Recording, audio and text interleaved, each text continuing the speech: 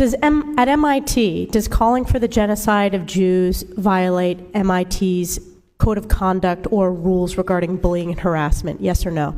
If targeted at individuals, not making public statements. Yes or no? Calling for the genocide of Jews does not constitute bullying and harassment? I have not heard calling for the genocide for Jews on our campus. But you've heard chants for intifada.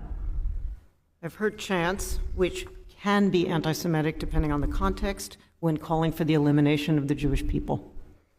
So those would not be according to the MIT's code of conduct or rules? That would be investigated as harassment if pervasive and severe. Ms. McGill, at Penn, does calling for the genocide of Jews violate Penn's rules or code of conduct? Yes or no? If the speech turns into conduct, it can be harassment, yes. I am asking specifically calling for the genocide of Jews. Does that constitute bullying or harassment? If it is directed and severe or pervasive, it is harassment. So the answer is yes. It is a context-dependent decision, Congresswoman. It's a context-dependent decision. That's your testimony today. Calling for the genocide of Jews is depending upon the context. That is not bullying or harassment. This is the easiest question to answer yes, Ms. McGill. So is your testimony that you will not answer yes? If it if the yes speech or becomes no? if the speech becomes conduct, it can be harassment. Yes. Conduct meaning committing the act of genocide? The speech is not harassment? This is unacceptable, Ms. McGill. I'm going to give you one more opportunity for the world to see your answer.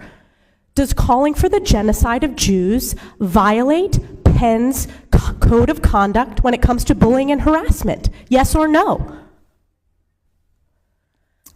It can be harassment. The answer is yes. And Dr. Gay, at Harvard, does calling for the genocide of Jews violate Harvard's rules of bullying and harassment? Yes or no? It can be, depending on the context. What's the context? Targeted as an individual, at an individual. It's targeted at Jewish students, Jewish individuals.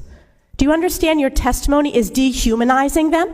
Do you understand that dehumanization is part of anti-Semitism? I will ask you one more time. Does calling for the genocide of Jews violate Harvard's rules of bullying and harassment? Yes or no? Anti-Semitic rhetoric. And is it anti-Semitic rhetoric? Anti-Semitic rhetoric, when it crosses into conduct that amounts to bullying, harassment, intimidation, that is actionable conduct, and we do take action. So the answer is yes, that calling for the genocide of Jews violates Harvard Code of Conduct, correct? Again, it depends on the context. It does not depend on the context. The answer is yes, and this is why you should resign. These are unacceptable answers across the board.